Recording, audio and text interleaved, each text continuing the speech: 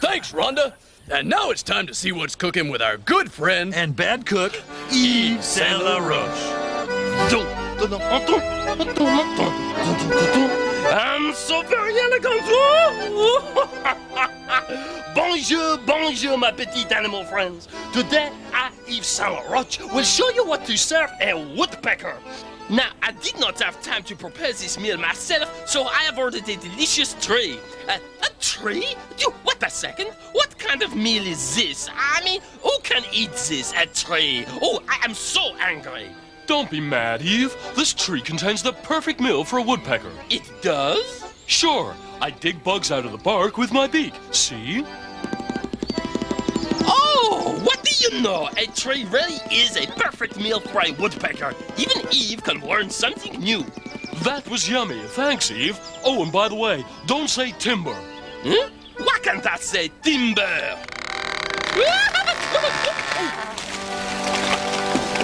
That is why. Thanks, Eve. In case you didn't guess, that woodpecker you just met is our second guest. Now let's bring him out so we can ask him some questions. and thank him for dropping a tree on Eve.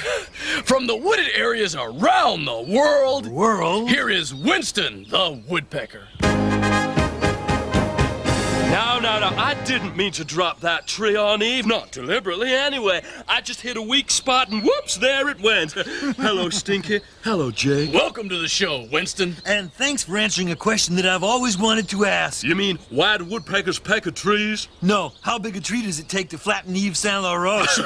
I'll get you for that, you little stinker. I have a question. How do you stay on the tree when you're pecking at it? Well, that's easy. Take a look. Oh. Ooh, footage. Yeah. You see, we woodpeckers are built for perching on the side of a tree. Well, how do you mean? Well, our claws are sharp and we have two backward-facing toes that are just perfect for digging into the bark of a tree. And our tail feathers are stiff and hard, so we can lean against them to support our weight. Well, how can you hit the tree so hard without hurting your head? Well, there are several ways, but especially important is the padding we have in our heads. It's called cartilage, and it works like a shock absorber. Without that, we'd have a pretty bad headache, or even knock ourselves out trying to drill a hole in a tree. Must be a pretty tough tree. Hey, keep at it, fella.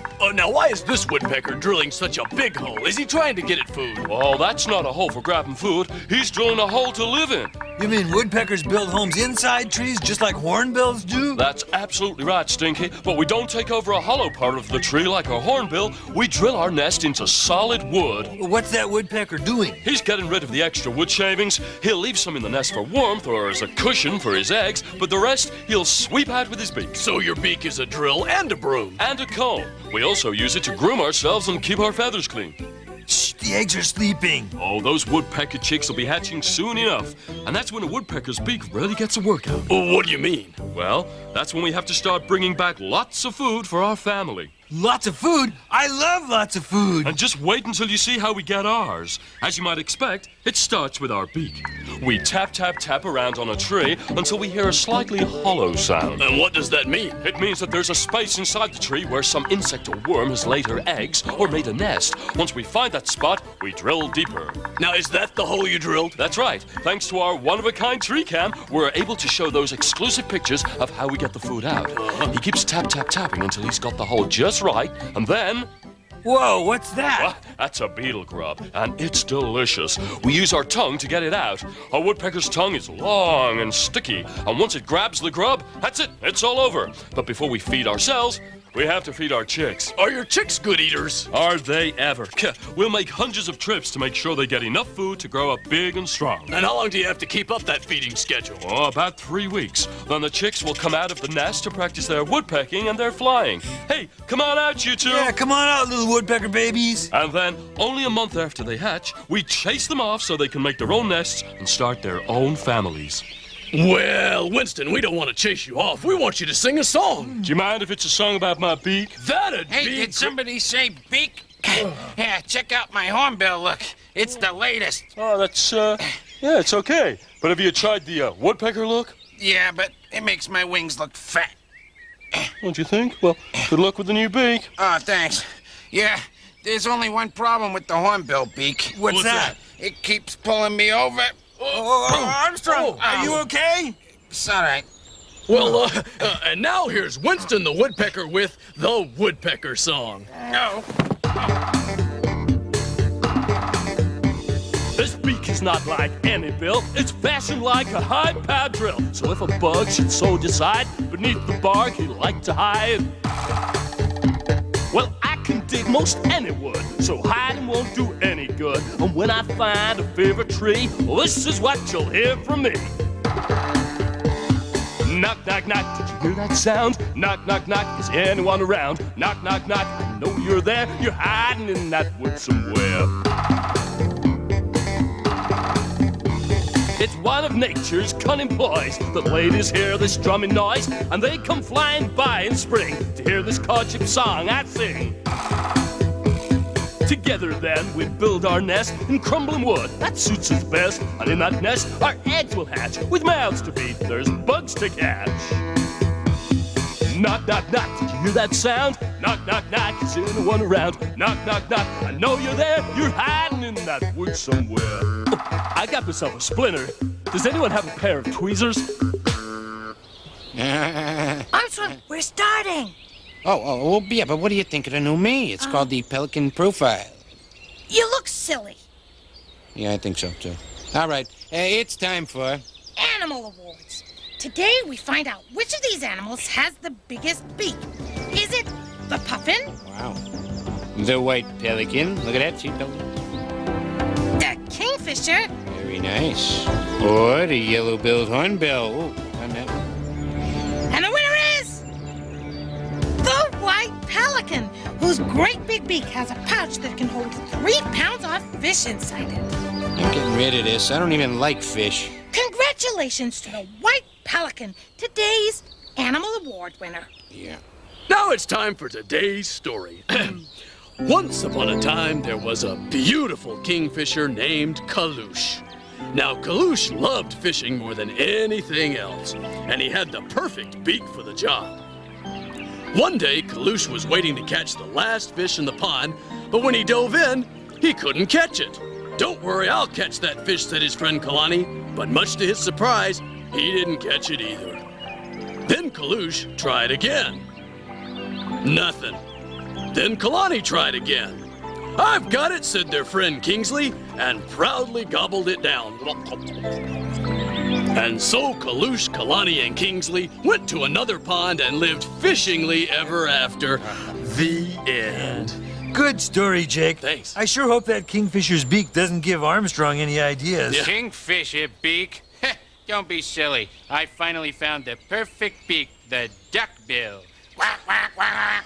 Hey, I really like that one. You do? Uh-oh. And now it's habitat time. So, where are we going today, Bunny? Somewhere I can show off my new beak I trust. Very nice. Thank you. Well, let's see. Today we're going to visit some holes. What? Come on, Armstrong, you'll love it. What? Woohoo, what is that? It's an abandoned termite mound. Abandoned? So what, nobody lives here, right? Wrong. Oh. That mongoose lives here. Termite mounds provide shelter from the hot, dry sun and a place to hide from predators. Whoa. Hey, who is that? That's a bee eater, another animal who lives in a hole. Bee eaters feed almost entirely on bees and wasps. Well, I guess somebody's got to do it. Bee eaters dig holes in muddy banks for their nests, forming a round chamber at the end of each passage. Cozy. They nest in colonies. Lots of bee eaters. Hey, how does a bee eater know which hole is hers? I guess maybe it's not always that easy to tell, huh? Hey, how'd we get in here? Hey, that's a wolf. I know, Armstrong, and we're visiting her den.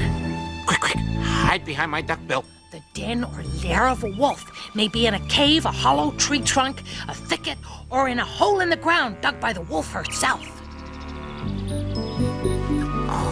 Hey, I have to admit, those wolf cubs are pretty cute. Now what? Oh, hey, a mouse.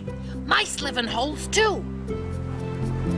Here, they're inside the wall cavity of a house. Wow, look at them all. Oh, yes, mice can breed at an amazing rate and can live almost anywhere which is dry and safe. Let's go, Armstrong. Funny, I don't think I can. My duckbill is caught. There you go, Armstrong. You're unstuck now. What? Now look what you've done. Look at my duckbill. What? It's just a little bit bent. What's a bent beak between buddies, Armstrong? For habitat time, it's Bunny Bear. And Armstrong the bent-billed chicken hawk. Just back from some holes. Now over to you, Rhonda. Oh. Look what you did. Look, don't touch my action. Duck! Oh, no, squirrel. Oh. Once again, I'm Rhonda Rat, rodent reporter, getting you answers to today's tough questions. Let's see if one of these animals knows the answer. You, sir. Yes? Do you know anything about holes? I'm a mole. Of course I know about holes. Then tell me, who lives in this hole? Is it the puffin, the flying squirrel, the mouse, or the fox? Your answer? Well, the hole is too small for a fox, too big for a mouse, and squirrels live in tree holes. So it must belong to a puffin. Oh, I am so sorry. That is absolutely right! Of course, I knew that. The puffin lives in an underground nest, which it digs using its claws and its small but very effective multicolored beak. This is Rhonda Rat reporting on puffins. Now, back to you, Stinky and Jake. So I win some dirt? Wow, that was great. Thank you. Fantastic. Thanks, Rhonda. Well, that's all for today, and I want to thank our special guests, Hortense the Hornbill and Winston the Woodpecker. Gee, I wonder where Stinky is. Hey, Jake. Stinky is... Armstrong, Huh? you've got your regular beak back, and it looks great, I must say. Oh, thanks, Jake. Yeah, this is the best beak for me. Heck, I couldn't even open a bag of chips with those other beaks. Yeah. Oh, Armstrong, what was that you were saying about Stinky? Oh, yeah. He's just trying on the other one over there, and he should be right out. I'll see ya. Trying on the other one. I wonder what that means. Hello, Jake. What do you think? It was bent, so Armstrong let me have it at cost. Stinky, there's only one thing I can say. What's that? Until next time, remember to keep on seeing the world through the eyes of animals. Quack, quack. Quack, quack. Quacks, the place is full of them. Can you quack? No. How about you?